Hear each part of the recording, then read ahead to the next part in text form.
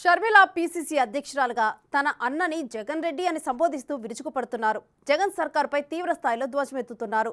Ichchapuram to Idupulapaya tour పెట్టుకున్న షర్మిల మిగిలిన పార్టీలపై కూడా విమర్శలు గుప్పిస్తున్నా ప్రధానంగా వైసీపీనే టార్గెట్ చేస్తూ ఉండటం విశేషం. ఆ క్రమంలో అన్నా చెల్లెల సొంత జిల్లా కడప రాజకీయం ఎలా ఉండబోతుందో అనే ఆసక్తి అందరిలో నెలకొంది. పొలిటికల్గా షర్మిల విషయంలో జగన్ రియాక్షన్ ఎలా ఉండబోతోంది, వారి సొంత జిల్లాలో సమీకరణాలు ఎలా మారతాయనేది చర్చనీయాంశమైంది.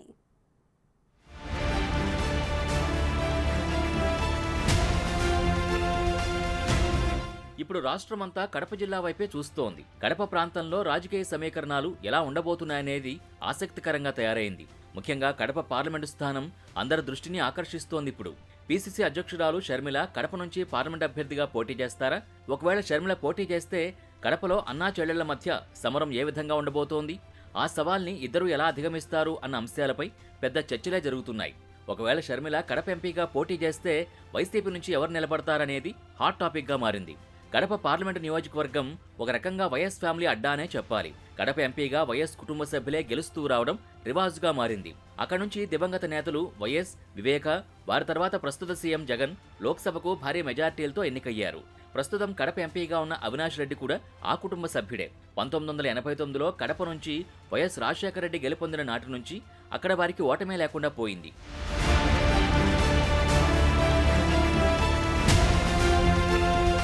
ఒక కడప ఎంపీ స్థానం పరిధిలోనే కాదు, జిల్లాలోని 10 అసెంబ్లీ నియోజకవర్గాల్లో వైఎస్ ఫ్యామిలీ పెత్తనమే కొనసాగుతూ వచ్చింది.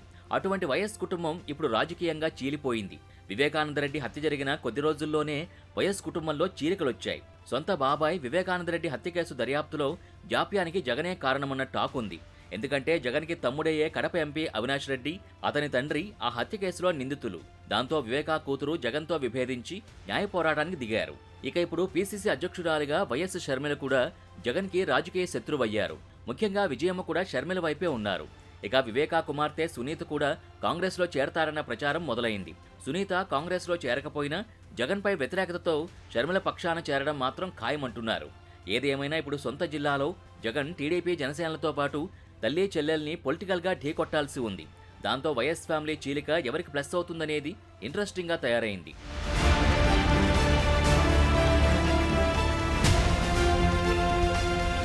షర్మిల కాంగ్రెస్ నుంచి కడప లోక్సభ బరిలో నిలిస్తే కడప ఎంపీగా ఉన్న అవినాష్ రెడ్డి వైసీపీ నుంచి పోటీ చేస్తారా లేదా అన్న చర్చ మొదలైంది. మరోవైపు వివేకా హత్య కేసులో నిందితుడైన అవినాష్ రెడ్డి ఇప్పటికే ఎంపీగా కాకుండా జమ్మలమడుగు అసెంబ్లీ నియోజకవర్గం నుంచి పోటీ చేస్తారన్న ప్రచారం జరుగుతోంది.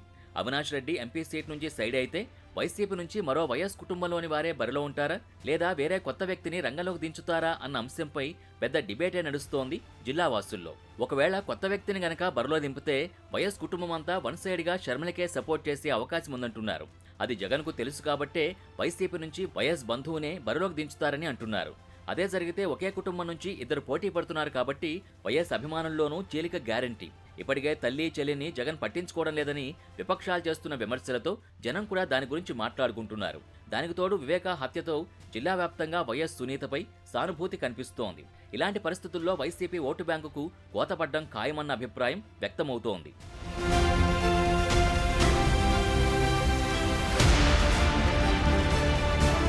ఆ క్రమంలో షర్మిల కడప ఎన్నికల బరిలో ఉంటే రాజకీయంగా వైసీపీకి కొంత గడ్డు పరిస్థితి తప్పదంటున్నారు. ముఖ్యంగా వైఎస్ అంటే కాంగ్రెస్ పార్టీ, కాంగ్రెస్ పార్టీ అంటే వైఎస్ అనుకునే చాలా మంది నేతలు జిల్లాలో వారంతా ఇప్పటివరకు గత్యంతరం లేక వైసీపీ వెంట నడుస్తున్నారు. ఇప్పుడు షర్మిల అన్నకు వ్యతిరేకంగా, అందులోనూ కాంగ్రెస్ రాష్ట్ర అధ్యక్షురాలిగా మారడంతో వారంతా ఆమె వెంట నడిచే అవకాశాన్ని కొట్టిపారేయలేం. మరోవైపు వైసీపీ టికెట్ ఆశించి భంగపడిన వారిలో చాలా మందికి షర్మిల ఆశాకిరణంలా కనిపిస్తున్నారు. ఇలాంటి సమీకరణాల మధ్య షర్మిల కడప ఎంపీగా పోటీ చేస్తే ఆ సెగ్మెంట్తో పాటు అసెంబ్లీ స్థానాల్లో కూడా వైసీపీ ఓటు బ్యాంకుకు కోత తప్పదన్న విశ్లేషణలు వినిపిస్తున్నాయి. గ్రౌండ్ లెవెల్లో వైసీపీ శ్రేణుల్లో కూడా అదే టెన్షన్ కనిపిస్తోంది ఇప్పుడు.